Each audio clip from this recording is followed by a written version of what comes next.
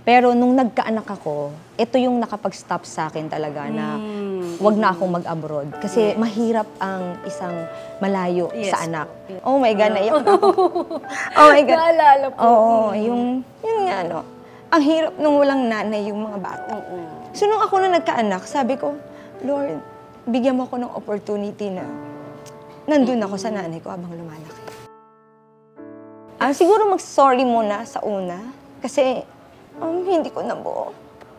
Siguro sorry. Siguro iniisip niya, gusto niya magkaroon ng dad and mom. Mag-sorry muna ako sa kanya na hindi ko nagampanan yung ganong situation na ayoko maging. Hindi ko ina-expect na magkaroon ng broken family. I love my mother, I love Paano kayo naka-move on or paano nyo na-build ulit yung sarili nyo pagkatapos na napakahirap na pinagdaanan ninyo? Isang single mom, kinasal, ayan, tapos 2 years lang, nahiwalay. Diba? Ang galing.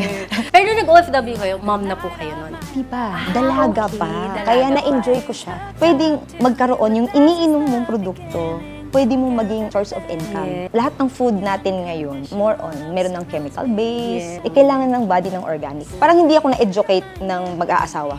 Nung nagbuntis ako, parang feeling ko, alone ako. Siguro 6 months na yung tiyan ko, nagkaroon ako ng self-love. Hindi ko na lang isipin yung partner ko. Isipin ko na lang yung anak ko.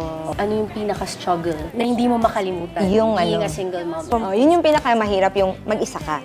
O wala kang katuwang. Pero okay lang din naman kasi baby pa siya. Ang pinakamahirap yung nag-aaral na, di ba? Pag nandyan pala si Lord sa puso mo, nakikita mo pala na hindi mo kailangan ng ibang tao. Yung parang tropa mo lang. Yung lahat ng gusto niya masabi niya sa akin. Kaya masaya pagiging ina. Being a mother is a gift from God kasi maraming hindi magkaanak. And grateful ako kahit isa meron ako.